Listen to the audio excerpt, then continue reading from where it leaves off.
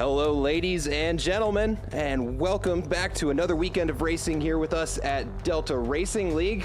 Tonight we're going to be kicking off a new season. We're going to be starting off at the legendary Paul Ricard circuit in France.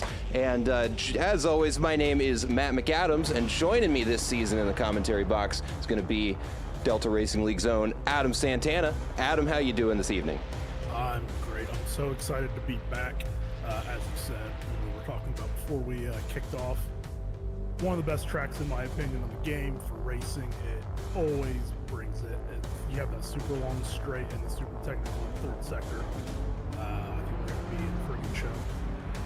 Couldn't agree with you more.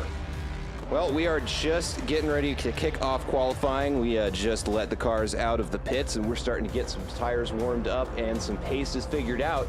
So let's go ahead and hop over to the cameras here. Take a look at Trey Morgan. Is that being chased down by... Oh, I don't know the liveries for this season yet. No, we're going to be learning a lot in these first 10, 20 minutes. But a yellow Ferrari. Here, this will probably help. Let's do this. Will help. Change their tower information up here. Instead of car number, we'll go by manufacturer. Make it a little easier. Well, we got a couple Ferraris out there, though.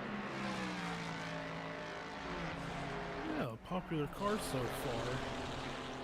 A couple Audis, 3 BMWs.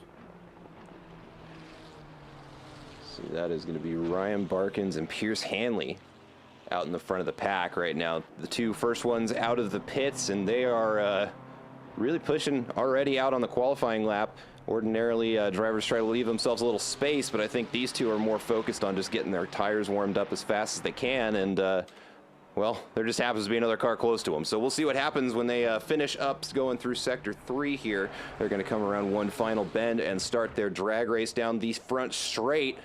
Oh, and a big checkup on the brakes there. I was about to say, I wonder if they're going to tow each other. Yeah. That answers that question. Yeah, that may have been the play there for Pierce Hanley. He's going to have a bad run down that straight, not carrying any momentum around there. But it is just the first lap. He'll have plenty of other opportunities to try and improve on it. Albert Ganoia and the BMW going to be coming across the checkered line there to start their first lap.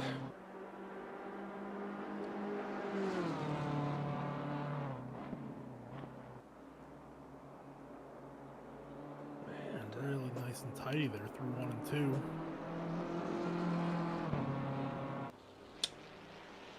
I did not forget to sync liveries. I synced liveries 5 minutes before the race. So everybody who is uploaded to the Season 3 collection has their livery in here.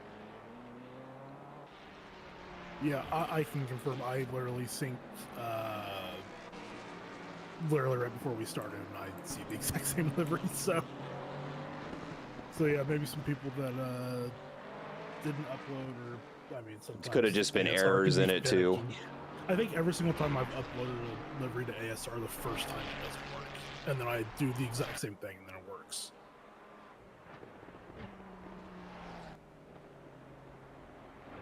We'll have to reach out to Trey after the race and get that sorted out. A little late to fix that, unfortunately. Ryan Barkin's getting ready to close up this lap. I may have been a little bit wide there on the that right-hander off the straight, but doesn't look like any indication he's slowing down or may have invalidated the lap. So just with this last bend here,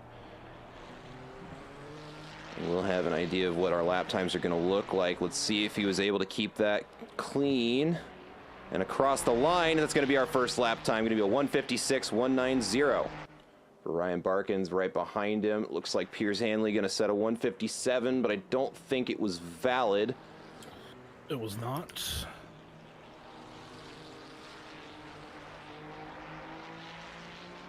Oh, Ryan Barkins already invalidating that first lap out. Going to have to take another run around. Albert Ganoia across the line with a 156.7. Got a couple more about to cross. Number 77 car, Gabriel, is that going to be Macedo? 156.1. Going to be the new time to beat Ryan Barkins with that 156.19. Just a little bit off the now pole pace. 213 car of Rob Jacques coming around the final bend right now. And we'll get their time right now. Across the line is going to be a 157.162, putting them in 5th place. Yeah, and worth mentioning that the track is only at fast status, so our drivers right now are not driving on the optimum track condition, and also just the way the tires don't heat up very quickly, so the first lap's always going to be the slowest. Good call. Ryan Barkins there, allowing the other Ferrari around him on the straight just because he's on an invalid lap. Try not to impede the other driver. Love to see that. Looks like, yep, number 77, Gabriel Macedo, doing the same thing. See, Albert Ganoia, a half second up. Ooh, hung it out a little bit wide there.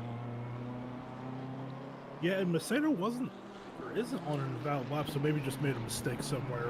Yeah, I mean, it's 10 seconds down at this point. Yeah. But yeah, Albert here's 7/10 up right now. Doing a good job. Ryan Barkin's going to cross the line. That's going to be an invalid lap. Let's see what Albert Canoia can do across the line. 6/10 up. That is going to be a good enough for 3rd place with a 156.222 as their new best lap.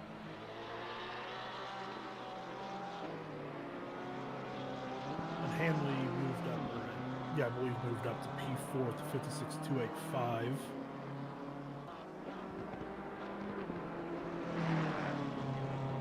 Juan Martin's on a pretty strong lap here. 3/4 of a second up. Coming around the last 2 corners of Sector 3.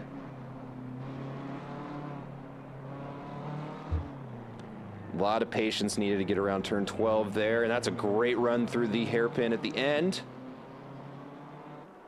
Yeah, so many of these corners on this track are very long, and Woo, and we got a new fastest lap of the race, or of the qualifying session. That's going to be a 155.9 dead for Juan Martins. Puts him up in 1st place. good lap time. Throw that. Yeah, the end of Sector 2 and almost the entirety of Sector 3 are just very long corners where you can take different lines, and you can lose 2/10 on the entry of one corner and then gain it all back on the exit. It's a very difficult section of track, but I love driving on it. I love watching cars race through it.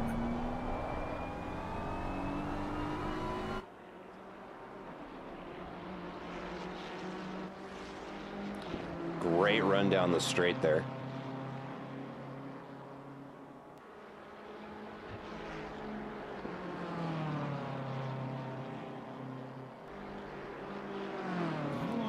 As I say that, Alberginia was almost half a second up there.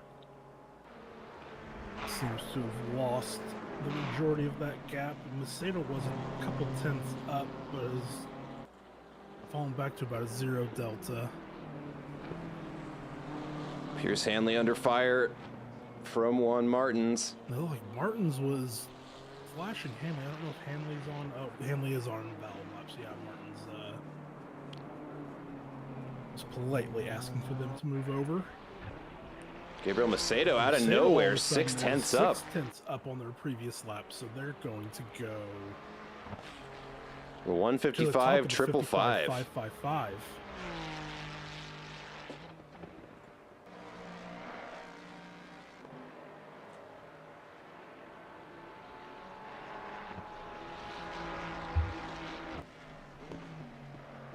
And Barkins has gone into the pits. So that will be their qualifying done. Phil Brown up to P2. Yeah, it looks like just 1 minute left in qualifying here. So this is going to be the amateurs' last opportunities to get qualifying laps in, those who have started those laps. Looks like, let's see here, Rob Jacques should get around and to start another one, as should Albert Ganoia. But Phil Brown right now looking pretty strong now coming into turn 4. Got that purple border and up 4/10 on their personal best. Now a half second, 6/10. Let's see if they can continue to grow that lead down the straight.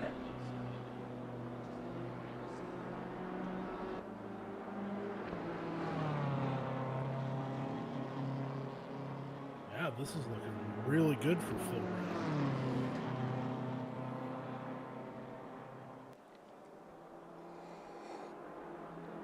Looks like, yep, the other driver, ooh, that's not a smart place to try to get out of the way. Real easy to lose control of the car over those curbs. Nice, clean run through there. Manages not to hang it out too wide. Lines up turn 9 nicely. Gained a couple tenths there as well. That was a great line through there. All right, we are now inside the 10-minute mark, so any second we should start to see the pro drivers let out onto the track and begin qualifying. Yeah, I think Phil Brown's going to be our first driver into the 54s. It is definitely looking that way. He's got the Delta for it. Right now on pace for a 154.8. This corner, nice and tidy.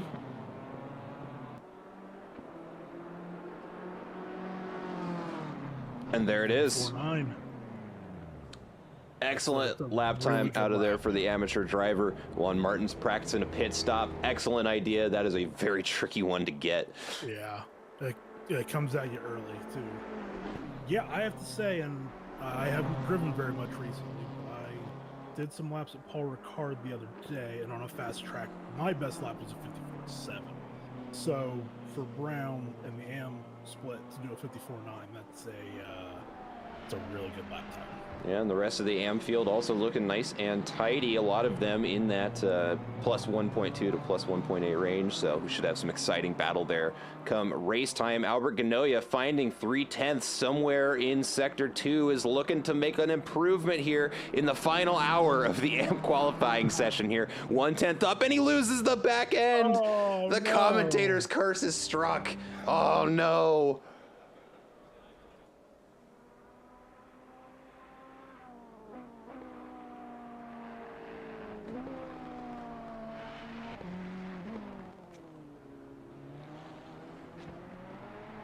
All right, Jack Lidner going to be the first pro out on a hot lap here.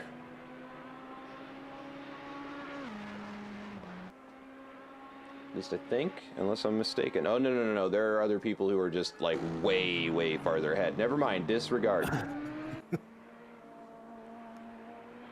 Ooh, that Ferrari is hopping, skipping its way around each corner.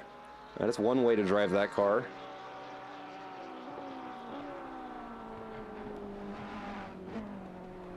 And as is his, man, my mind is blank. He loves to do it. Jeff Spangler doesn't appear to be doing qualifying, so he will assumedly be starting from the back of the field. And I have to say, I don't know if he's going to have much trouble clearing 15 cars in Paul Ricard. Well, he is notoriously quick, so we'll see what he does with it. I was talking to him just a little bit during free practice, and he said he was shaking things up and running a safe preset. I don't know if that was him just trying to get in everybody's heads, or if we just might be seeing a different Jeff Spangler this season. Well, I could see him doing that, but I also know that he has a race in a couple days that is also at Paul Ricard, so I think he maybe was joking. Probably. But I could also see him doing that just for fun. All right, Jack Lindner and Ryan Garrity are going to be out in front of the pack of pro cars to qualify here at Paul Ricard. I wonder how high the wing is on a safe preset setup around here. Yeah, no kidding. I think that'll be the way to tell is what he's hitting on the back straight. Well, and the thing is, too, on a track like Paul Ricard with a straight this long, the rear wing really doesn't determine your top speed so much as just how quickly you get to it before the end of the straight. In which case, I run like kind of a medium wing, because the rest of this track can be very difficult if you don't have, at least for me, if you don't have some help from the aero of the car. Yeah, I think that's also what makes this such a great track to race on, because you will have some people that for the race setup, they're just going to say, I'm going to run low wings. I'm just going to want to blast by people on the straight, and I'll just hang on through sector 3. Exactly. And then they're like, well, I'm going to run the medium wing like you said, and hope the slipstream is enough to pass people, which a lot of times it is around here. Mm-hmm. And then you're much better and you're not burning your left side tires off in sector 3.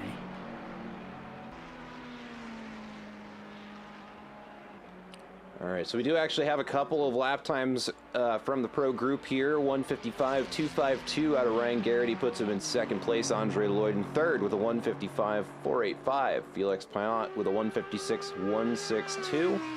And that is, let's see, Ross Sparrow had a invalid lap. So we will see where everybody shakes out on this next time around. Ben Burchett out there. I think this is his out lap.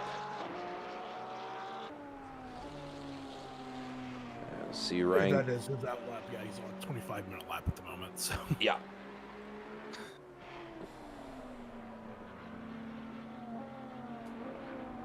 Yeah, and noticeably we are still on a fast track, so we might start the race on a lower grip track than we would expect to see.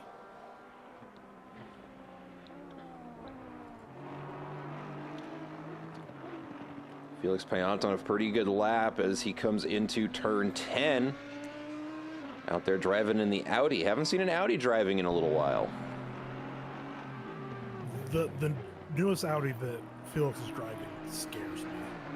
It's a scary car to drive.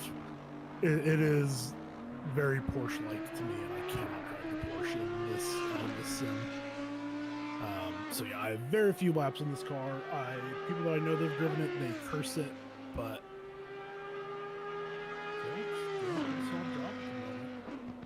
P5.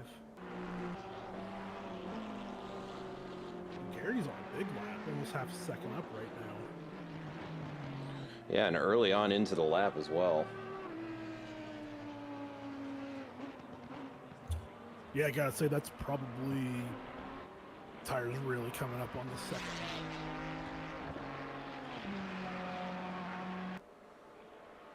But yeah, already 6/10 up, and we're just shy of 6/10, and I mean, Jack Lindner also on a strong lap.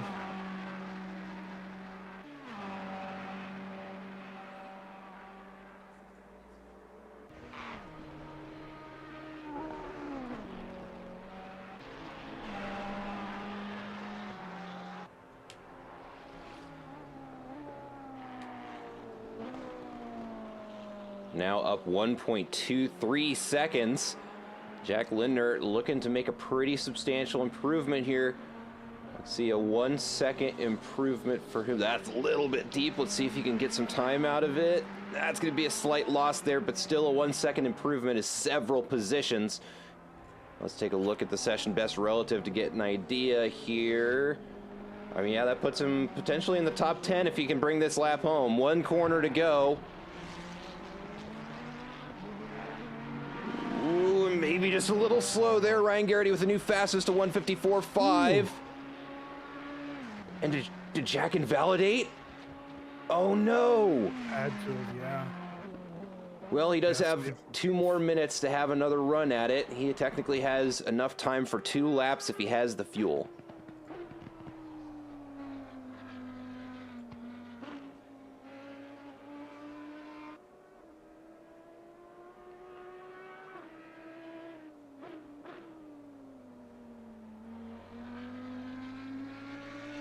Jack Lindner wasting no time trying to get that Delta pack. We check in on him as he comes into turn 6 to go down the long straight. That he's already 6/10 up. Yeah, and while that's happening, Andre Lloyd in the Aston is on the Delta right now, flirting with P1. As Ross Sparrow jumps up to P2. Also driving the Audi.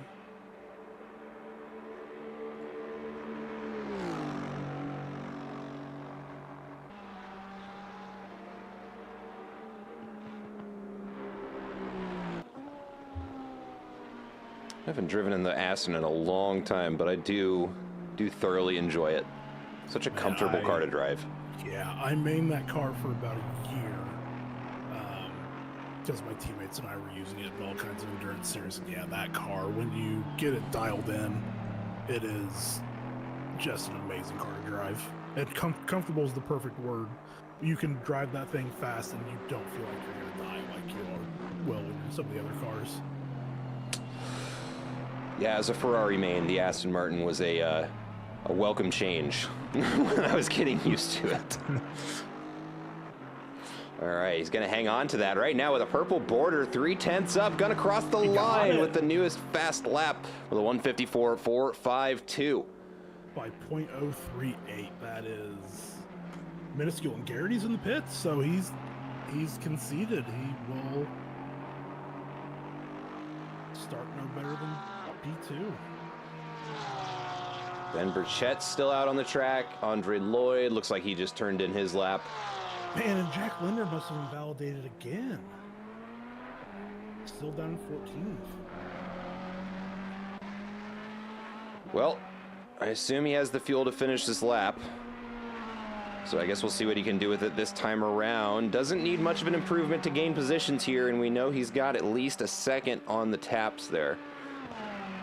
Yeah, but a lot lower than the past couple of laps when he was on the backstretch. I think the previous laps he was already around to the second gap. But at this point, even if he picks up a couple more tenths, it's going to be a couple positions, so anything will help at this point.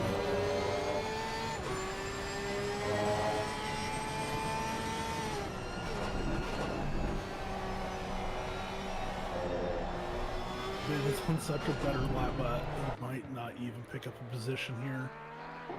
Ooh, and Jack Lindner invalidates, has it towed back. Or, well, no, he's still going, but it is invalidated.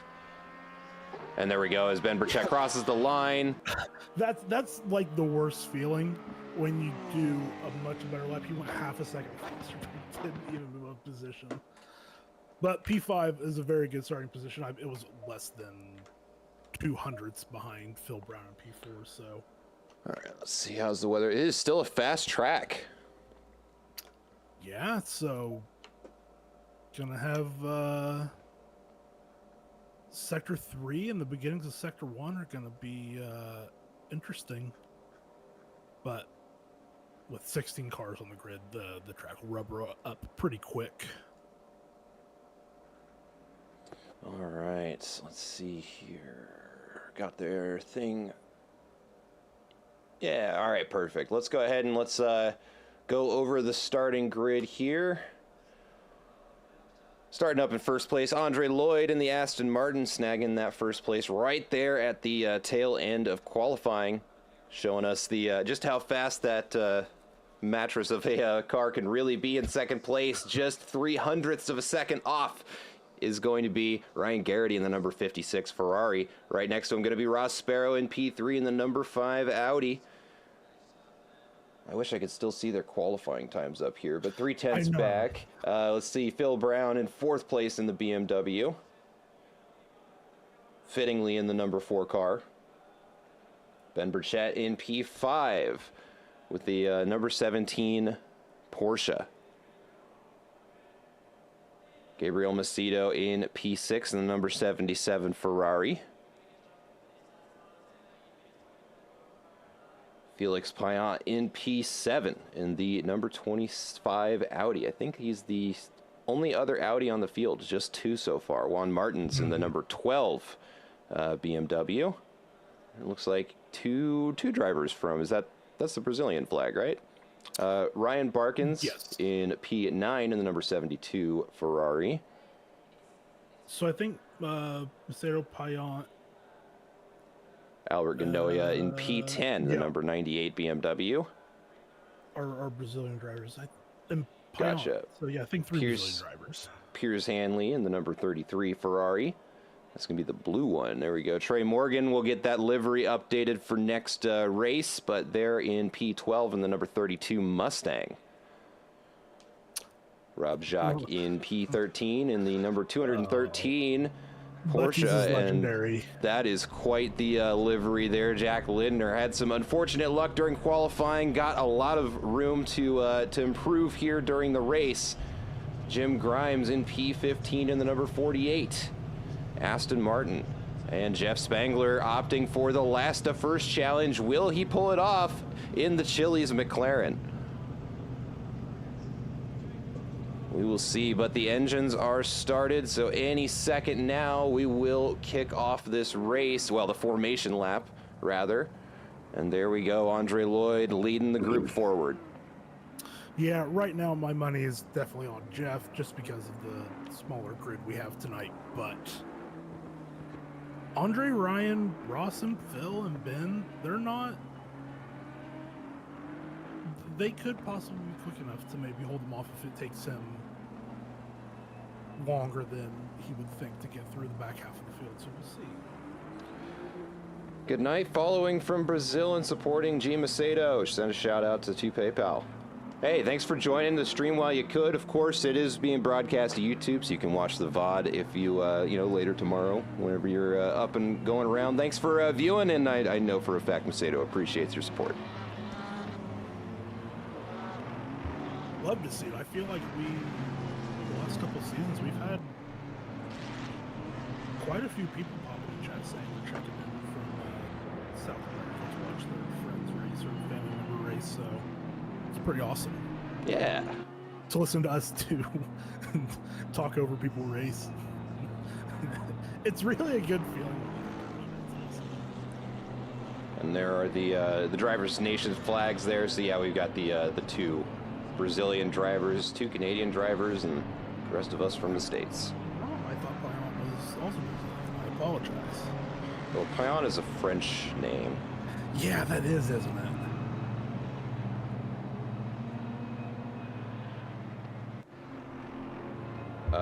Can only barely hear him. Okay, let me turn him up a little bit. Thanks for letting me know. That was because I was moving my mouth in a weird ways, not facing the mic. So if I'm still quiet, then say so in chat, please. I just turned you up a little bit in Discord, so. I was about to say, otherwise I'm going to start blowing ears out. Oh, we had a Ferrari out there knocking out the. All right, we take it. Oh, there we go. The drivers really exploring the track, getting their money's worth of their time on track today. Whew. I mean, I'd be lying if I said I hadn't done the same thing before, but not on a formation lap.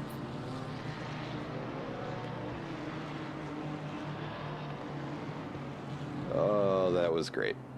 Glad we caught that on camera. It would have been a shame if we missed it. Yeah, and it's just like having a blast out there. That's the best part of league racing, if you ask me.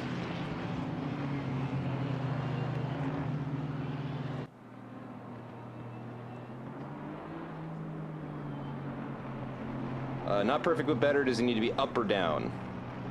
Because I'd like to dial that in before the race starts. We've got time right now. I'm gonna assume up. Yeah, I think that's a safe assumption.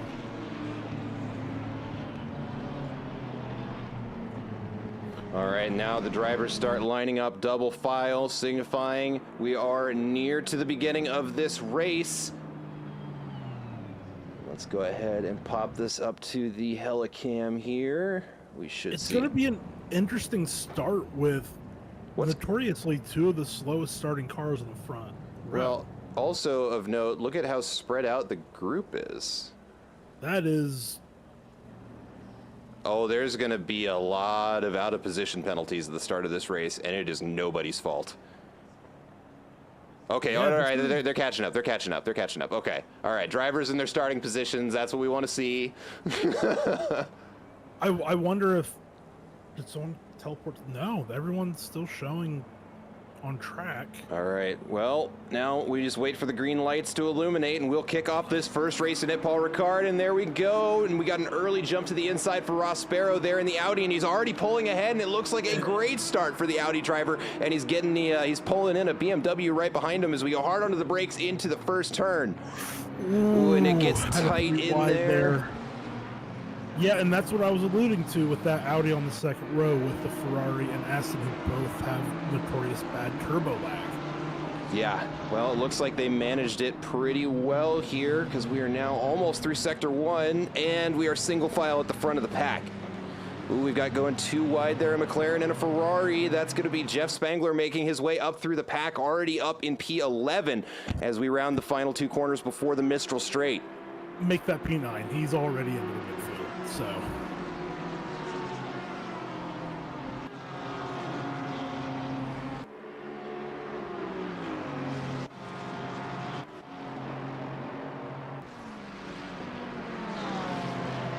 let's check in on the race leaders. Andre Lloyd sneaking up on the back of Ross Sparrow. And you can hear those cars just bouncing off the rev limiters. Jeez. Ooh, and a big move there by Andre Lloyd to the inside. Doesn't find the room to make it stick, but he's still on the inside. He might go for it. The Audi's out wide here. Who's going to get the better run out of the corner? A little bit of oversteer there for Andre Lloyd. He slots back in behind Ross Sparrow, and he's now under pressure from Ryan Garrity. Yeah, this is exactly what I was talking about when we were talking about this third sector and being able to take different lines through, and that was a very good example of it. Phil Brown, the AM driver, up in P4 right now, sitting comfortably behind this battle for P1. We got a 3-4 car battle now. Ben Burchett might as well be in it as well.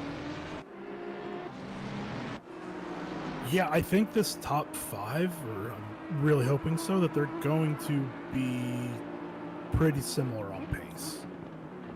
We can see some safety cones getting launched off into the spectators, but that's what they get for sitting in those seats, and this pack is still pretty tight. See a lot of movement over in the middle of the field here. Don't see... Well, there's one yellow flag for the 77 car, but it doesn't look like it was anything substantial. Yeah, it looks like we had Payan passing Hanley for P9. We see Jeff Spangler there move up another position on the inside there. I mean, yeah, he's up into P7. He's only 5 seconds behind. And Gabriel Macedo might be the next one to fall to Jeff Spangler as they drag race down the straight. Right behind them, we've got a little action here, a little 3-car train. There's going to be Felix Payant, followed by Juan Martins and Pierce Hanley, who is getting a massive tow up behind that BMW. And is it going to go? Oh, please don't go 3 wide into this corner, boys. This is not going to go well. No, I think the person in the meat sandwich there has got to back out. Yep, Pierce Hanley going to go way out wide. And that is going to be a track limit for him. He almost got it back in. In contact, Pierce Hanley gets spun around and shoved out to the outside there. Unfortunately, has an easy path back onto the track, but that's not going to be great. Man, and that was... I know he had a double toe there, but he pulled so hard on both of those cars toward the end of the straight. That was incredible. And yeah, I'd probably put that down to a racing so that was 2 cars on 2 different lines and just converged. Ross Sparrow picking up the pace there with a 156 flat. Phil Brown, first one underneath that though. We almost had a collision there between Ryan Garrity and Andre Lloyd. I don't know where Ryan thought there was room outside there, but he was looking for it. Here we go. Tight pack here in the battle for second place.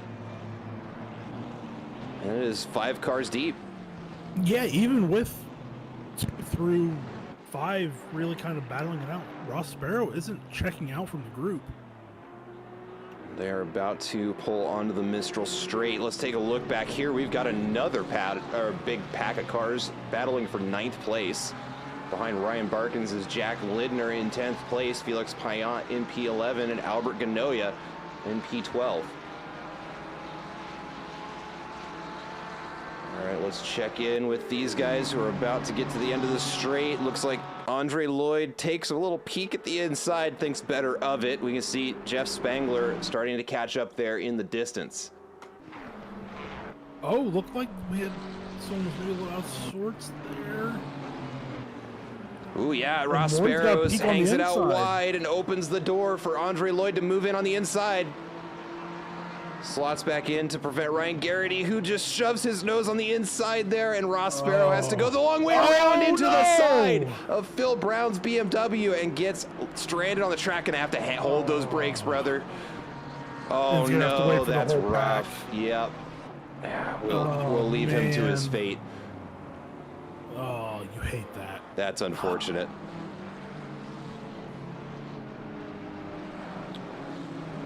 Yeah, Garrity with the type of opportunistic move that I would absolutely have gone for there into that corner. Oh, and he's looking for another shot out of here into P1. Oh, Oh my goodness. Okay, thank God he was behind him. Whew. Ryan Garrity not taking any prisoners. He is out there pushing for these positions. No, he said he's going for wins this season. You'll love to see it. Yeah.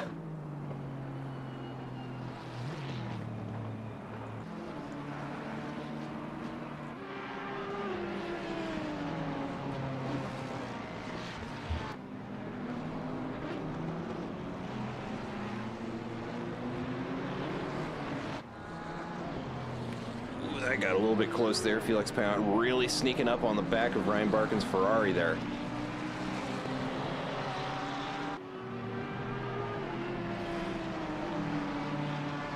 Ryan Garrity maybe looking for another move here at the end of the straight.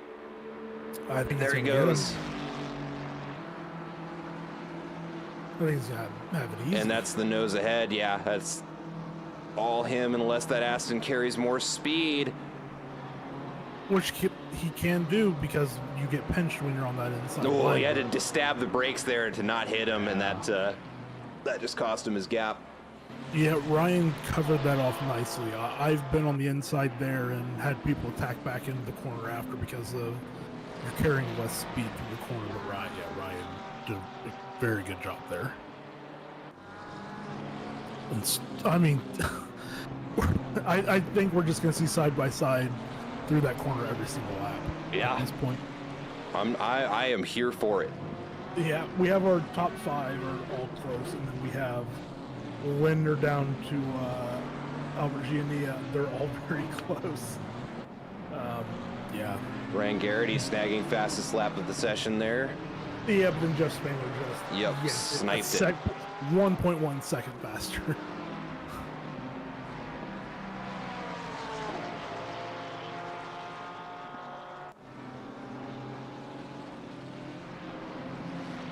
Jack Lindner looking pretty good, starting in P14 up to P8.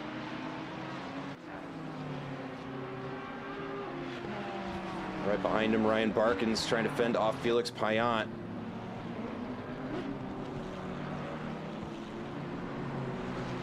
Let's see here, Andre Lloyd and Ryan Garrity going onto the Mistral straight. Let's see if he gets a good toe. I think this is... I think he's just close enough to be getting it. He is, yeah. He goes to 0.2 seconds. Let's see if he can make the move by the end of the straight. Just breathe in the exhaust fumes. Yeah, but at this point, even if they maybe don't work together, and they're absolutely not. Oh man, I was gonna say if they want to be Jeff Spangler, they need to work together and keep towing each other around. Yeah, and he gets the move done. Nice, easy slingshot around the outside there. Moves him back up into first place. And Spangler got Burchett on the back straight there as well. So he's up into P4, Brown still in P3. Rob Jacques making his way around Trey Morgan there to move up into P12.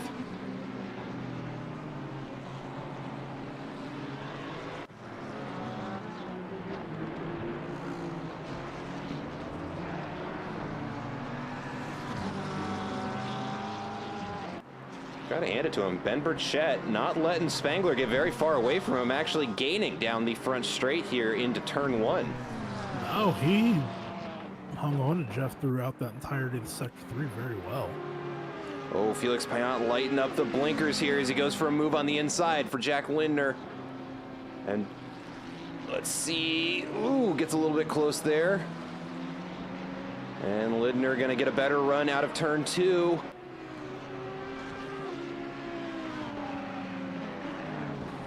Oh, that was close on the brakes there. Very close. And we got a blue flag waving. Oh, Ross Sparrow already serving a pit stop. I wonder if his tires were...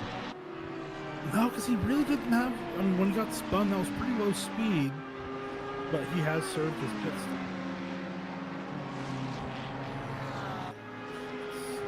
Let's see if that Ferrari, both those cars very quick in a straight line, but that Ferrari's got a lot of top end horsepower. As we see actually on camera there, two Ferraris go for the same pass there. And it looks like they both may make them stick. They do, both Pierce Hanley and Jack Lindner there. Although one of them, is he driving the 488?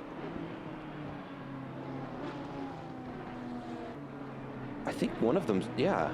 That is. It is. So one of them in the 296. Because, yeah, there's the 296. So Jack Lindner actually driving the, that must be the 488 Evo 2. Fascinating. Also, Grimes is in the pits. Jeff Spangler getting around Phil Brown there at the tail end of sector 3. Yep, Lindner is in the 488. It is the 488 dash. And then Barkins and Garrity and Hanley are all in the 296. I sort of noticed it earlier, but I guess I didn't process it. It didn't occur to me until I was looking at the front, the nose of both cars. Yep. Because the headlights are in very different spots. Yes. And I think the 296 just overall is a better looking car. But I do miss driving the 488, except for at like half the tracks at ACC because it's just undrivable on a lot of them.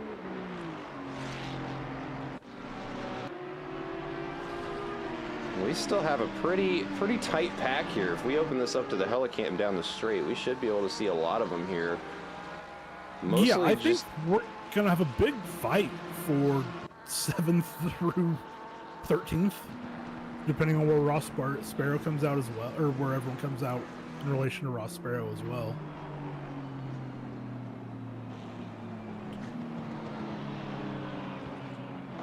Ben Burchett starting to apply some pressure here to Phil Brown, currently sitting P4 overall, driving with an AM license. Yeah, I'm going to take a stab and say Phil Brown's not going to be here next week. I've Phil races in a league I've raced in before, and I don't believe he will be an AM driver for DRL. But I mean, it's not like he's the only one. I mean, Martins and Barkins are both having very good races at the moment, so he's not. The time gap is pretty significant at the moment, but position-wise, it's not huge. On board with Ben Burchett as he chases down Phil Brown through turn 2, now on to the next straight.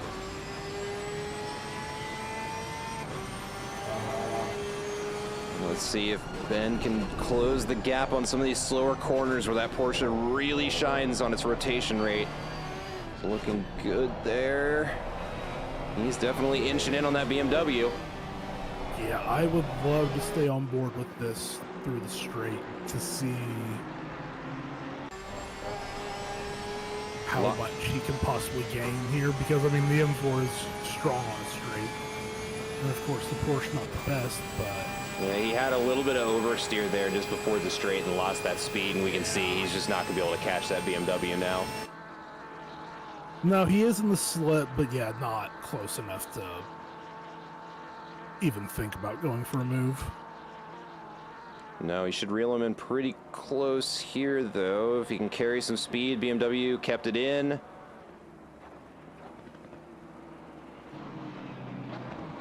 Yep, and there we can see, oh, BMW hangs it out a little bit wide. Ben is just right there waiting for his opportunity to pounce. And it looks like he may have it here. Oh, and he almost loses the back end there. Just a slight Porsche moment.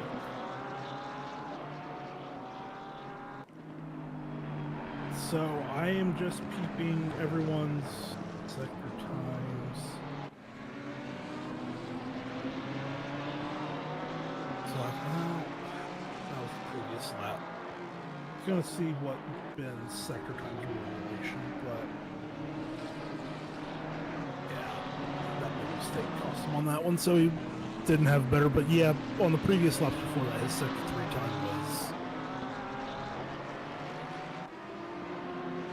one of the better of the field. But of course, the first part of sector 3 is the last bit of the back straight, so that kind of skews things a little bit. Mm-hmm.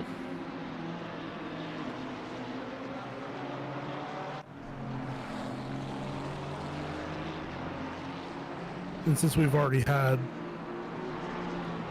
one driver pit, two drivers pit, I don't know. Just one so far. One driver has server stopped, but Grimes was in the pits for a little bit. Doesn't look like it was because of a penalty. No, they were in the pits, but I don't know if maybe they were just fixing the damage or maybe they didn't complete the stop correctly. I'm not sure. But anyway, Ooh. Garrity Got a little unsteady on the brakes there. Yeah, and of course Jeff Spangler in P3 lurking in the background.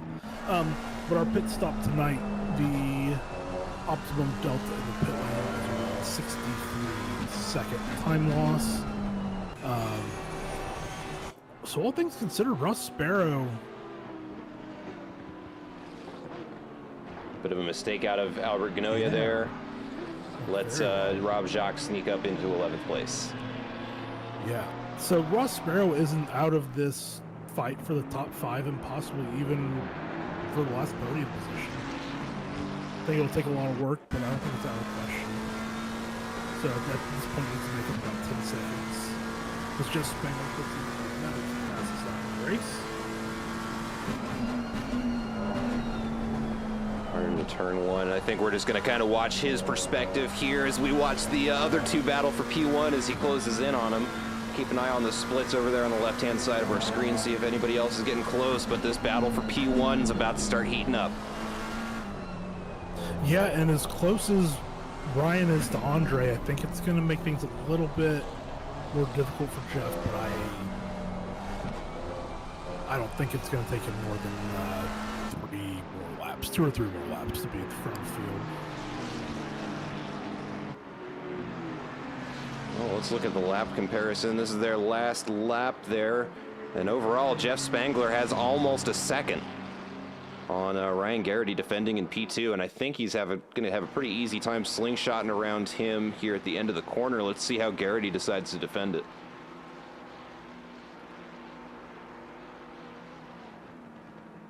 Yeah. Nicely done. Left there. Ooh, I think Ryan got a track cut there. Yeah, and obviously that's the other thing to look out for is possible drive-through for track cuts. Mm-hmm. For those who don't know, 4 track cuts get you a drive-through penalty.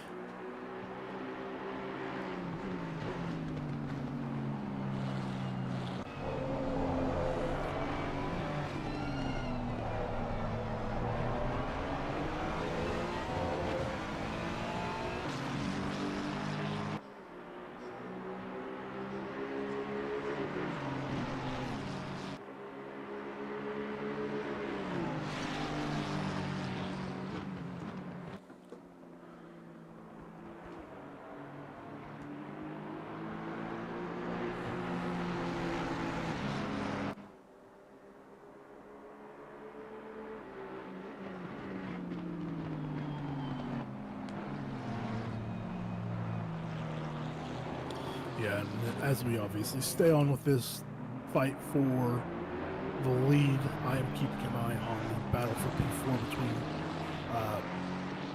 Phil Brown and Ben Burchett, and it is still very close, but Ben just is going to have a really hard time getting by this point.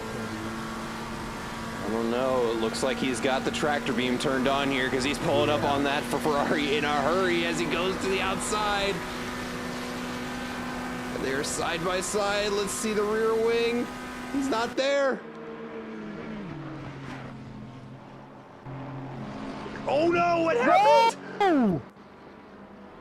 Ryan Garrity spins way off the track. I mean, he gathered that car up incredibly well, though. Yeah, he did. My goodness. Wow. Let's watch the quick replay on that. Yeah. Here we go. Was there contact? What happened? From the way Jeff's car looked, I don't think so, but it could have been. Nope. Just too much speed and it got away from him. Oh no, the snap oversteer. Oh, That's not something you see from the 296 very often. no, it is not. So now he's got to make his way back up there, and Ben Burchett and Phil Brown, my goodness, are right on top of one another. I think Ben won't get the move done in 1, but maybe could set up a move coming out of 2 and then down into 3. Yeah, just trying to get his nose into clean air. Oh, that was a great move. He's going to have the inside into 3. But he backs. Oh, he backs out of it and almost has a collision there with Ryan Garrity, but he's in great position to defend it here. Oh, and who says grid number equates to good racing? This has been an incredible race so far.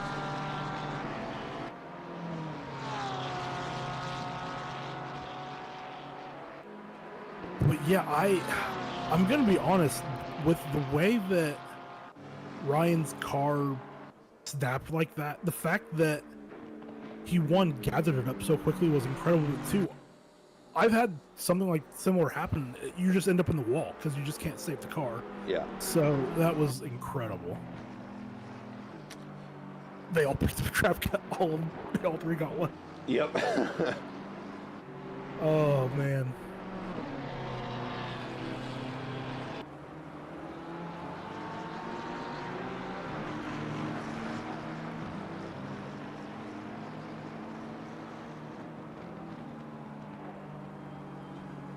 And we are nearing the halfway point of the race, so I wonder if Ben, or especially Ryan with that big spin and save, is thinking, let's get off these tires and try the undercut. That's what that's what I'd be thinking, but I also don't win as many races as these guys, so. Yeah. If I was Ryan, I would have pitted there, I think.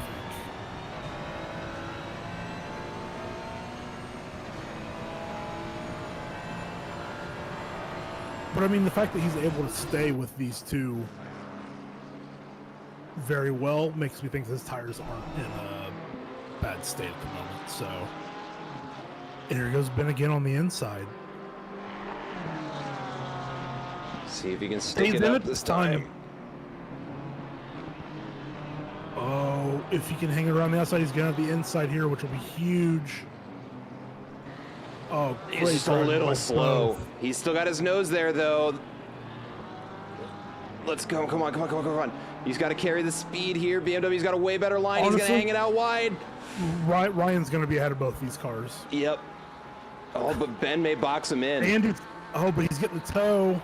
If I were Phil Brown, I would be giving the Porsche the toe. Yep.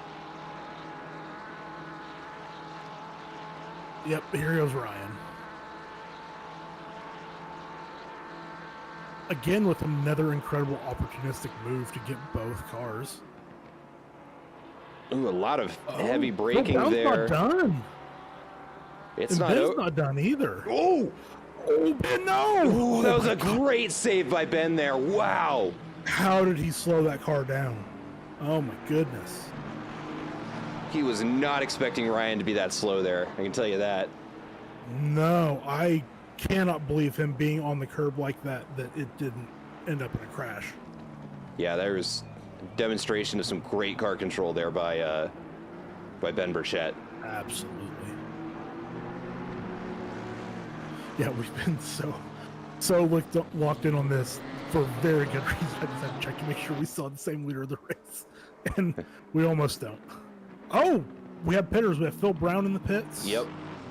I thought I saw someone going as well, but no, it was just Phil. No, we've got a yellow flag for Jim Grimes. It's spun out, and he's getting it going back around. Okay. We got another yellow flag. Oh, wait, no. Never mind. Same one.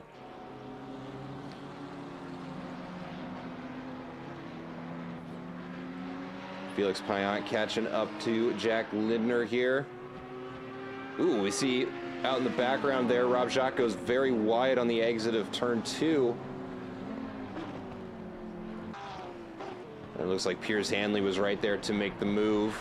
Ooh, and Jack Lindner loses a spot there right when we switch the cameras because of course. And Felix Payant moves up into P7.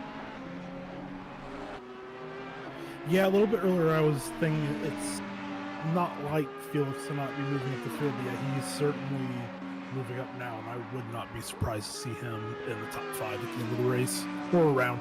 I have to remember that Phil Brown was pitted.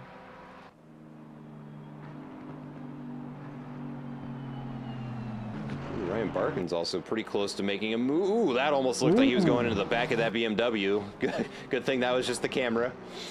Jack Lindner also right on top of Felix Payant, looking for a way around. Is going to try and hang it out wide. Can you get the switch back in? Sometimes a nice straight line through here gives you a lot of speed into the next corner. Doesn't look like it's going to be enough, though. Is something happening to Rosberg? Or was that? He pit. Yeah, I know he pitted, but he is 2 laps down in the leader. Great move there by Ryan Barkins, moves him up into 5th place. And yeah, Rosberg is down a lap. So his pit stop time was 1:40, so he must have had a lot of damage. So his time stop was 1:06. No penalties, at least no pending ones. No. I'm not sure. I guess it's possible he served a drive-through that we didn't see, but It would say on the on my little app here. right. No, he's only had the 1 pit stop. Let's see, he's car number 14. Just curious. I don't see any incidents for the quick replay here, but Jeff Spangler making a move on Andre Lloyd down the Mistral Straight. That's looking pretty clear cut here, but that inside line can be pretty easy to defend sometimes. But he is, definitively out front. Let's see. Andre Lloyd's not going to give it to him, though. That was great defensive move there. Basically said, bet, try and go around the outside. Let's see what happens, and just put his car right where he needed to be.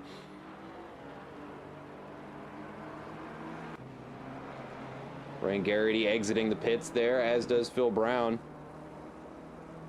Both of them with great pit stops, just a half-second advantage there for Phil Brown, and Juan Martin's also out of the pits.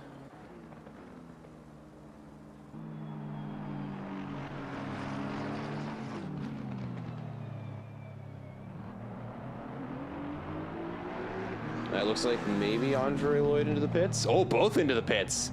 Okay, all right, that was close, but that's very exciting. We've got both of our race leaders into the pits, one right after the other. Yeah, now it's straight up fight to the end. Yeah, I just went back and went very quickly through the replay, and I didn't see anything else. Looks like everybody coming into the pits here. That's, yeah, I'm not sure how he ended up 2 laps down.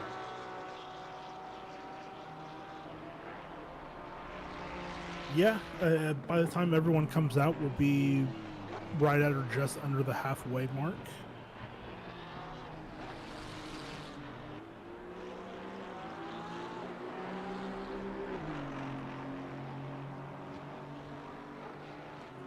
Let's check in on our race leaders here. That's Rob Jacques pulling in. Andre Lloyd is rolling. It looks like Jack Spangler comes right off the jacks behind him. Wow. That is as close as it gets, and they're going to come out in the exact same position that they left in. I'd say I'm a little surprised Jeff didn't go opposite, but...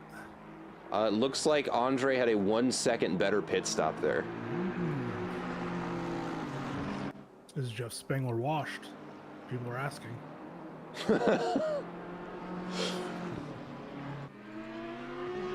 Felix Payant and Jack Lindner back out.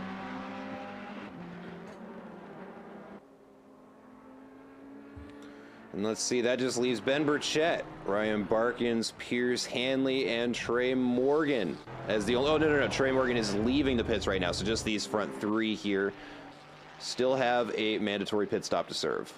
Yeah, I like Ben going different than Ryan and Phil there. I think he definitely had a pace advantage over Phil, and he comes right in. Yep, and he's going to bring it in now. Looks like Ryan Barkin's gonna do the same. Oh, Pierce Hanley gonna get a little lift off over the steer there from the Ferrari, and he's gonna go ahead and bring that in as well. So that is gonna be our entire pit cycle done. And right 2 minutes after the race. Good work, boys. Couldn't have planned it better. No, now we don't have to worry about it anymore. It's great. Love it. All right, so now the battle is on between Andre Lloyd and Jeff Spangler. 28 minutes, 14 seconds left in this race for Jeff Spangler to get one more position for his last to first challenge here. And we've seen him up in front already, and Andre got it back, so he's going to have to snag it one more time. But Andre looking pretty good here coming down the straight. Wow, that was awesome. We saw Ben get dropped off the jack stands. Yep. We were watching our P1 and P2 fight.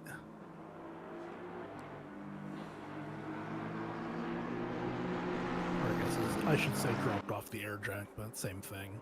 They're basically the same thing. That's my biggest pet peeve with this sim, is that every single car is equipped with an air jack. So the fact that you have to stop inch perfect is so annoying. Mm-hmm. In iRacing, as long as your car is in the pit box and you're stopped, you go straight up every time.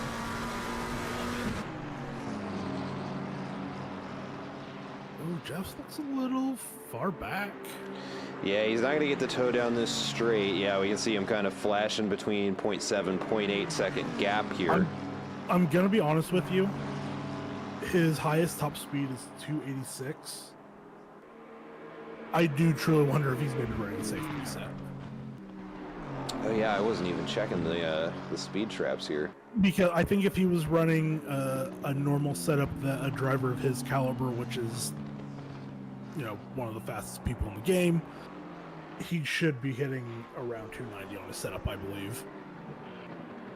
Especially in a tow. And Andre's fast is only 281, but I think he's been pretty consistently out front. So I know he had one lap behind Ryan where he had the toe on the back straight.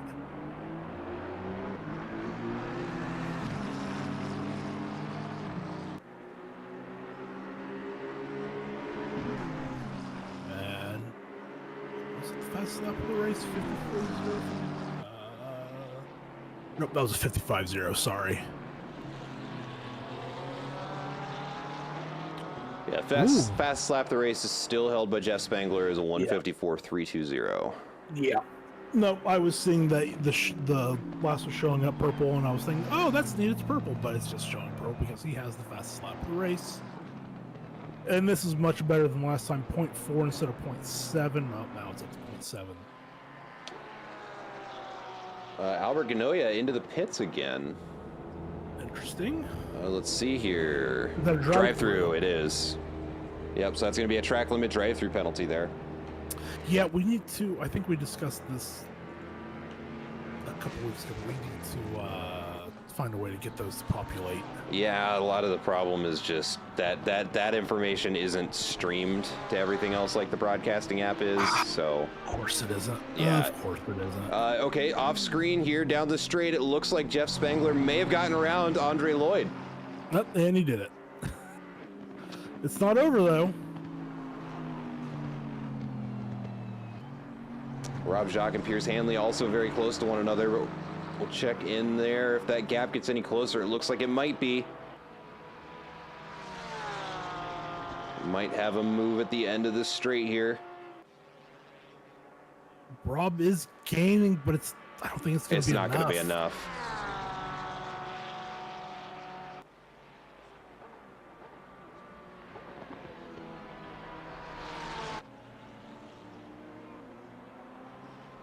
That was a good defensive move there by Pierce Hanley.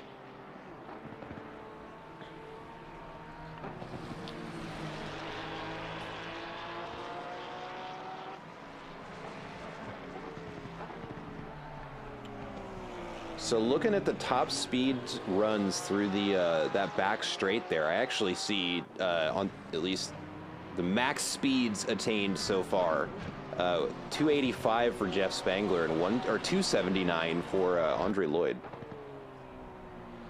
That's interesting because you're using ACC TV to look at that, right? Yeah. So if you look at the Okay, so I'm using race control, so we have different numbers. So if you look at where the speed, if you look at the track map on the stream I'm giving you in Discord, there are 2 yellow dots right at the end. That's where it's trapping the speed. Okay. So I'm guessing race control probably captures it at a different position. Yeah. Because like if I move it back to straight 3 here, it's like the entrance of the straight, and nobody's. Oh yeah. Yeah. So nobody's doing top speeds there. So. No. Okay. No, I like that. I didn't know you could adjust that. God, what a program. It's pretty neat. 9 times out of 10, if I think something should be there and like I'm thinking about asking a dev for it, it's just because I don't know how to do it and it's already there. That's awesome. Yeah, I know the devs for ACC TV. But I don't know them. I was gonna say I know that they are very good and they've built a great program, and I know they take a lot of community feedback. So on that last lap around, it was a 2 km/h difference. 282 Spangler, 280 Lloyd. So 282 in clean air. That's about right. So I don't think Jeff. I don't know. I guess it depends on how it's set up, but 282 in clean air is pretty typical. So in the Mustang setup I was driving when I did laps the other day, I was hitting 282 some laps on the back straight. So yeah, I think just did a 54.0. Oh, we just had a disconnect. Oh, and they're back. Okay, no, that's just the thing bugging out. We're fine. Yeah. Pierce Hanley into the pits. Oh. Yeah. My best bet is someone maybe messed the timing loop.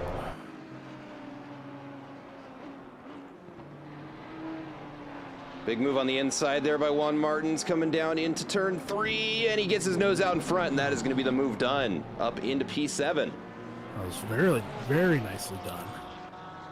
Oh, that looked bad. Yeah, Ryan Barkins into the side of Jack Lindner there. But it looks like neither one of them spins. Yeah, both came out of it looking okay. Just a little bit of bodywork damage.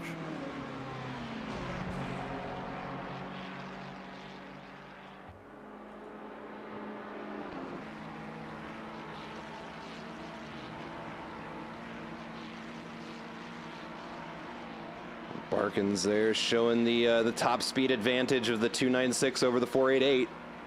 That is what we're seeing here. Yeah, the 296 doesn't. On the low end, it's bad. Oh man, that was tidy. And a great move on the inside there by Barkins. Just sticks it up and makes his way through. Very well Andre done Lloyd into the pits. Did he get a drive through? He did, as does Pierce Hanley. Oh, Andre, no. Oh, I was driving an incredible race. Had such a huge gap behind, too. Literally the only thing that could have changed that, aside from some sort of on-track incident. And that leaves Jeff Spangler pretty much uncontested to bring this race home. Phil Brown to P2 and Ryan Garrity to P3. And I think our prediction of Phil Brown not being an AM driver going into the next race is going to be a truth. I mean, it just had a phenomenal lap. I mean, if we look at, let me change the data here at the bottom here to include their last 3 laps. I mean, look at that consistency. And if we open that up to, let's see, yeah, that number doesn't make as much sense unless we're endurance racing, but yeah, great lap times, lap after lap, and you know, we can't stress enough that consistency wins races, even in these 1-hour sprints. And in the chat, Piers Hanley from the grave, I cannot believe I got disconnected. So that did happen. I was that's just rough. about to say that. That's so annoying. That's Very unfortunate. We hate to see that. Ryan Garrity here closing up the gap between him and Phil Brown here. Battle for P2 may not be decided yet. No, I think... Sorry, I was talking to my mic, everyone, instead of not doing that. Ryan hasn't been fastest lap. It's around a 2/10 difference, but I feel like Ryan has been faster in the race. So we'll see if he can still second and a half, now 1.2. Yeah, we're gonna have to keep an eye on that. But I wonder how aggressive Ryan is going to be with P4 almost 10 seconds behind. So a guaranteed P3 or potential DNF, we'll see, but I hope he goes for it. It's your first race in the sim too. That's unfortunate. That is a bummer.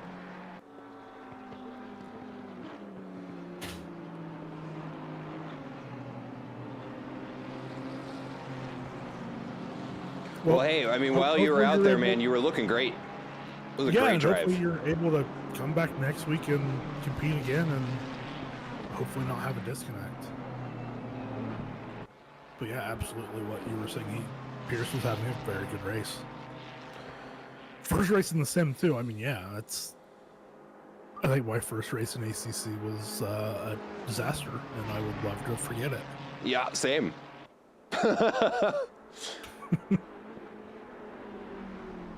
All right, so looking at these last lap timings between... Ryan Garrity hangs it out way wide. That's going to be track limits. I think we've seen Ryan go over that 3 times at this point, if I'm being completely honest. If it was going to give him a drive-through, it was going to give it to him. Yeah, he doesn't have one, so... Let's just double check. Yeah, no drive-through. Apparently the big smelly has paid off the in-game stewarding system. Whatever you got to do to gain an edge sometimes. Yeah, if it works, it works.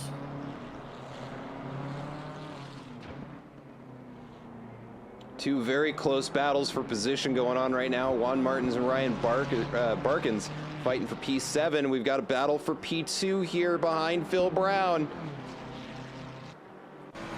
Let's hop on board with Ryan Garrity and follow this through turn 1. Not quite enough.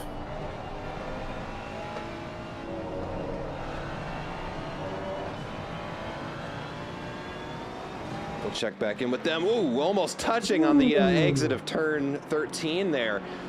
As Juan Martins and Ryan Barkins chase down the front straight into turn 1. Let's see what happens here. It's side by side. Ferrari can hold it, but no, BMW's going to get the better exit. No, but doesn't. Yep, and we just missed it off camera here. Looks like Ryan Garrity snuck his way through there on turn 7 and 6 and gets out in front onto the Mistral Straight. Yeah, I'm guessing Phil Brown must have been pretty wide through one of those corners for that to happen.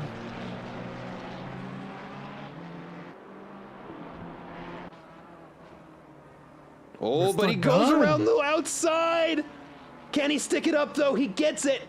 But hold on, turn 9 still. He's got that car right where it needs to be, but that Ferrari on the inside is going to make it tough to hang on to. He's going to have to hang it out wide, and he finds just enough room. I love that I'm just sitting here with my mouth open like a fool watching this happen. This is such good racing. Great retake there through Sector 3 for Phil Brown. And yeah, he's not hanging on to that AM license for long. That was some phenomenal driving to get the position back from Ryan Garrity. No, this is a great battle. I can watch these two do this for another couple hours. Well, unfortunately for us, less than 15 minutes left in this race, as we have had nothing but action this entire 45 minutes here at Paul Ricard so far.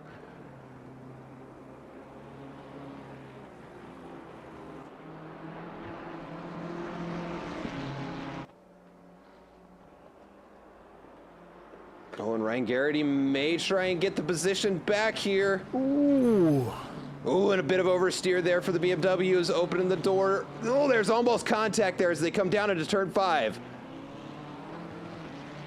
Ooh, and this is still not decided yet. That outside line is tough to hang on to, and there goes Ryan Garrity taking advantage of the rubbered-in part of the track, sticks it up and pushes himself back out in front and pulls enough of a lead that Phil Brown's going to have a hard time catching him on the straight, but he was able to do it last lap through. Let's see what he does this time. I'm going to be honest, I wonder if a similar version of that is what happened, because I think Phil's going to pull on him here and maybe get alongside him. No, not enough. Well, he had a 3 kilometer an hour advantage last lap through the straight here. Oh, he's looking for room there. Not going to find it this lap, though. And he was 4 kilometers an hour faster down that straight. Yeah, just that gap going on the straight looks similar to the last lap, so I was wondering if that was similar, but yeah, that... Man, these two... I imagine we're just going to have the same in reverse on this next lap.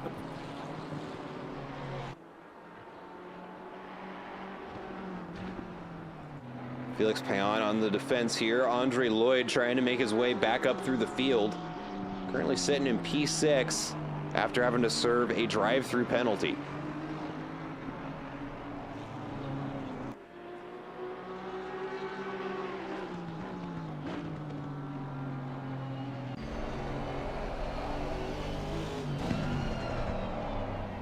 Well, I was going to go back to the 2 laps previous between Garrity and Brown, but I did the dumb thing the last time I was in the replay, and I had the multiplier on, so my replay is going 8x8, so I can't watch anything on it now. Oh, gotta love the bugs in this game.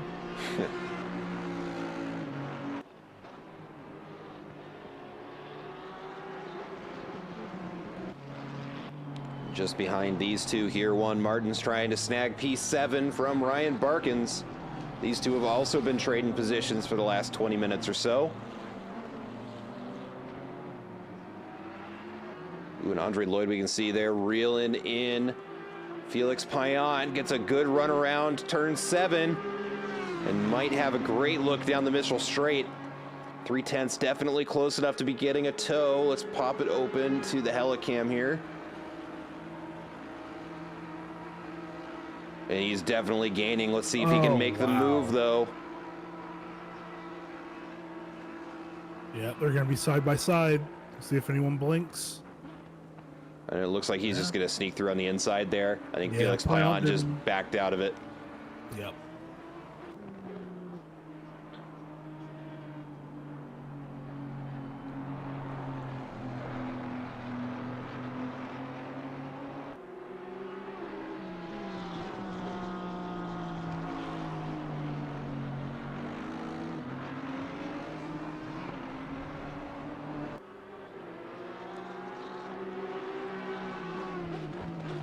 Oh, the gap from Barkins to Martins just jumped by a decent bit, so I assume Martins must have made a mistake. Still within eye shot, but yeah, about 2 seconds there. Excuse me. I was thinking the same thing, man, I'm kind of tired. I was like, oh yeah, I don't have to work tomorrow. That one snuck up on me. It reinvigorated me a little bit. Felix Payan not out of this yet. Still 4/10 inside of striking distance. If he can just get 1 or 2 corners right here. Ooh, bit inside there. That's going to cost him a lot of speed coming through these next series of corners. Ooh. And that Aston is just so planted. And the Audi is the opposite of that. That front end is not enjoying what's happening. Well, and this is where tire life might be, becoming a factor here as we approach the, well, we're inside the 10-minute mark now.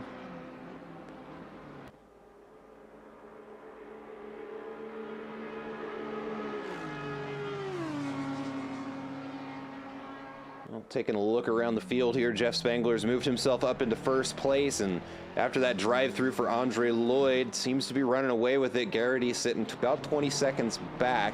I haven't been paying too close attention to that number, but I have been watching Phil Brown sitting in P3, slowly falling behind Garrity as this race wages on. Ben Burchett sitting pretty healthy in P4, up a position since the beginning of the race. Andre Lloyd slowly making his way back up there, 12.5 seconds to make up in 8.5 minutes.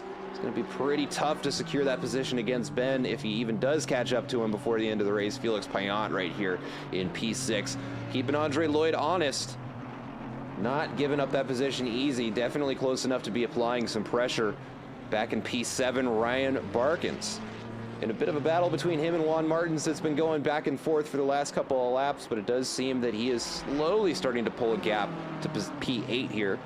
The number 12 BMW starting or maybe finishing the race in the same spot he started in, but P8 is a top 10 finish, and we love to see that. Jack Lindner had a really tough qualifying session, but sitting right now in P9, 5 positions ahead of where they qualified, so earning some of those positions back during the race. Kind of my favorite way to do it. Rob Jacques in P10, up 3 positions in the the number 213 Porsche here. Albert Ganoia in P11, number 98 BMW, and the number 32 Mustang, Trey Morgan, sitting in P12, followed by Ross Sparrow in P13. Still wondering what happened there. And Jim Grimes bringing up the rear in P14, earning some points.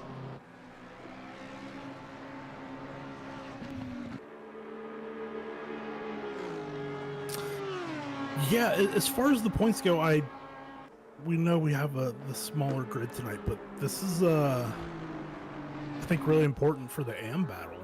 Yeah. Because when we have the fuller grids, these AM drivers aren't going to have the same opportunity to maybe finish in the top 5 or the top 10. So we know Brown's probably not going to be AM, so Barkins and Martins are looking at a pretty good points haul for the championship. Mm-hmm.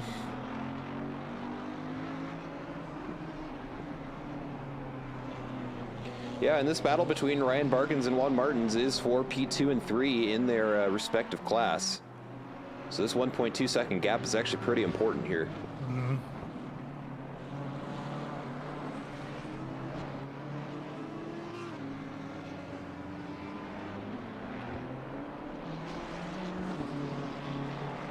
Yeah, and as far as fastest lap goes, Barkins has the slight edge on Martins, but Martins is holding that gap steady, but not really bringing it down at all.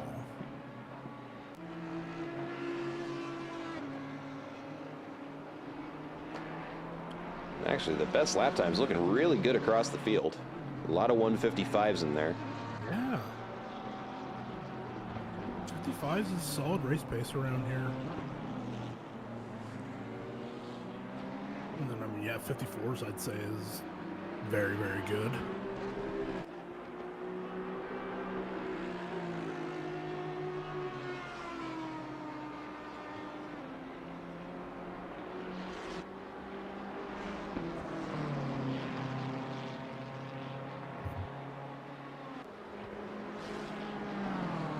Let's take a look at these lap times. Yeah, they're pretty much right on top of each other. Slight advantage here to Juan Martins in 8th place, 4/10 faster over that previous lap.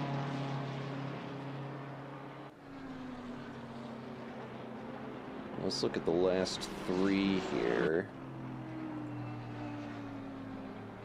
So losing a little bit of time to him over the last couple of laps. Had one bad lap on lap 25 and is slowly starting to bring it back on lap 27. So not a lot of time, maybe 2 or 3 laps left in this race. So he's going to have to make a move on. If it's going to happen, it's going to need to happen now. Ben Burchett closing in on Phil Brown as I see that gap starting to dip into the 2-second range.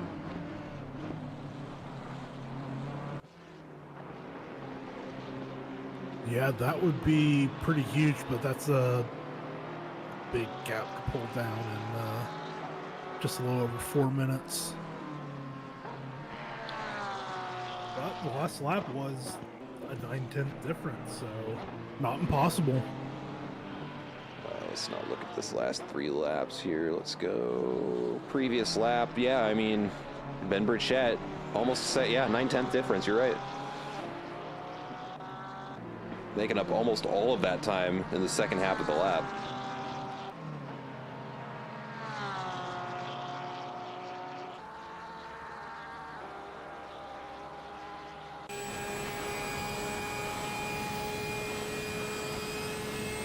Yeah, it is a little curious to see Ben with a gain in Sector 2 on the BMW, but they could just all be down to the BMW just having a better exit speed and getting up to speed quicker on the straight. But yeah, the gap hasn't moved at all this lap. To the entire lap. Yeah, we'll have to see that comparison on the next cross the checkered line. Yeah, it came down. There's 1.7. Yeah, so I think we're going to have 2 more. Maybe 3 more. Where's Jeff at on the track? He's through turn 2. I think we're going to, yeah, we'll have 2 more laps. Yep. Yep, you're right.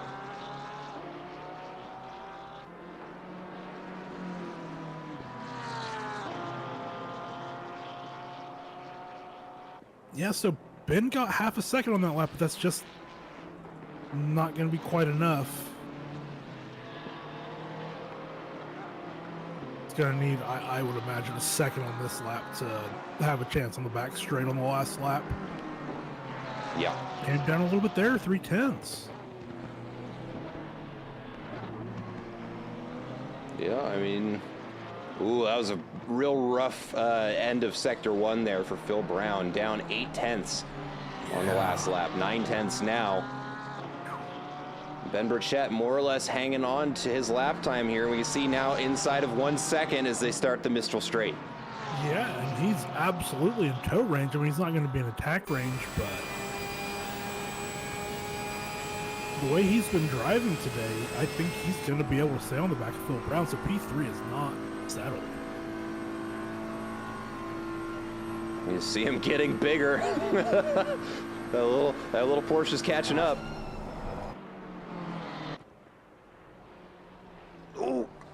Both cars have a little bit of struggle there getting it back onto the track, but neither one of them losing the back end there. They both go out wide. Ben Burchett way outside. Oh. Just a little too excited to try and force that pass, and unfortunately now needs to get his make that ground back up. As we hear over the comms there, leader has started the final lap of this race. I think that is as close as Ben is going to get before the end of this race. We'll check in with him in just a little bit. Let's see, there's our race leader, Jeff Spangler, looking real likely to complete his last to first challenge here. Yeah, and almost 25 seconds to Ryan in P2. I mean, that's... man. I mean, you just can't say enough good things about Jeff Spangler and his driving. It's just his driving, not as a person. He's an awful person. He's my boy. I love you, Jeff. Jeff is wonderful. I have met Jeff in real life. He's a fantastic person. Great hang. All right. Well, I may have discounted Ben a little bit too early because he is already closing up that gap to Phil Brown. All it's going to take is kind of a bad exit here for Phil, and that is going to open the door wide open to Ben. Ben is closer, had a better exit. He was moving around a little bit there, but I think he's going to have some momentum. Not necessarily on the back straight here, but I think he's going to be able to attack through the first part of Sector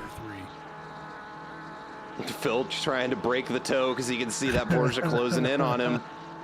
I was about to say, I wonder if he's going to make another move to the right, and he did not. He made his one move.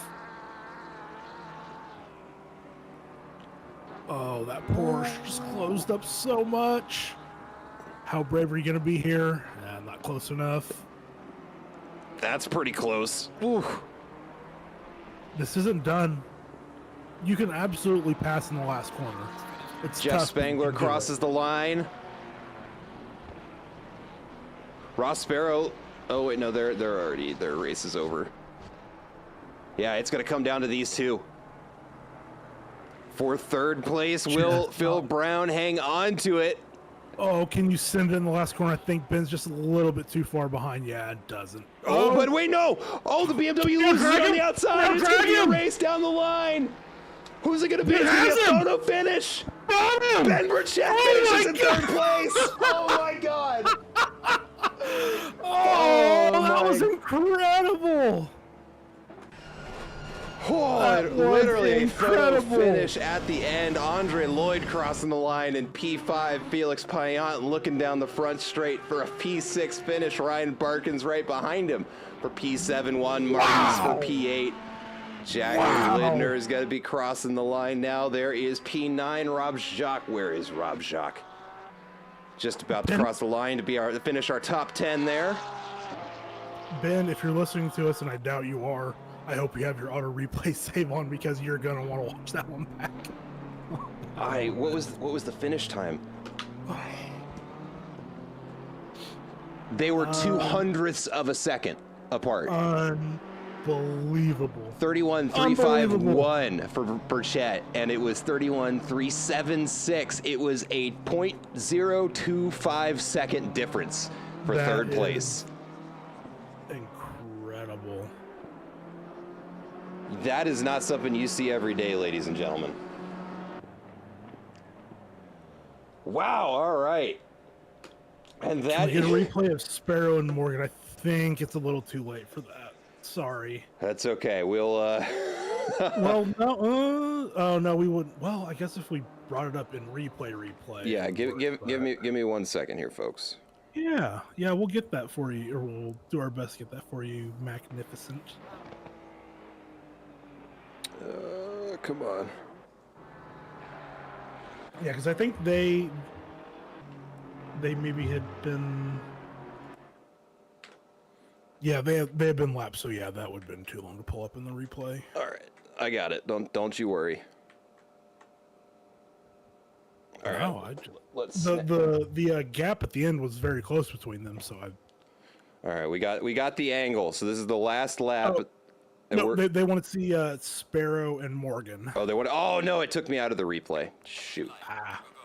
Hold on. Can I still get it? They want to see Sparrow and Morgan. All right, let's see if I can get that. Yeah. Or will it not let me? Okay, hold on. Hold on 1 second, folks. Hold on 1 second, because we'll get it. I just gotta do this. Hold for technicals. Yeah, there's a problem in the chair. Let's see here. Gallery, replays, autosaves, play. All right, so who are we looking for? It was Sparrow and Morgan, right? Sparrow and Morgan. All right.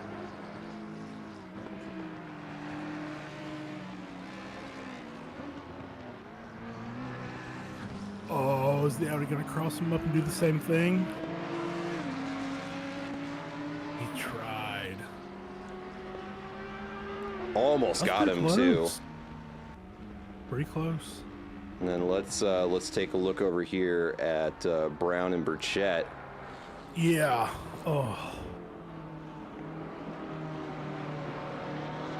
Okay, and I'm gonna pause it here for just a second. And we are gonna do a little custom cam here because this was just way too freaking close. Let's get this just right. There we go. All right. Wow, that exit. Oh, man. Where is it? Where is it? So, it's right there. Yeah. Yeah, it was that one. So not as close as it looked from the cam we were watching, but I mean, well, it's not even half a car length. You say that, but check this out. So let's. Oh yeah, it's gonna look so much closer at full speed. Let's do this. Yeah, we're cheating the cameras here a little bit. All right. So where are they? Oh, I went a little farther back, didn't I?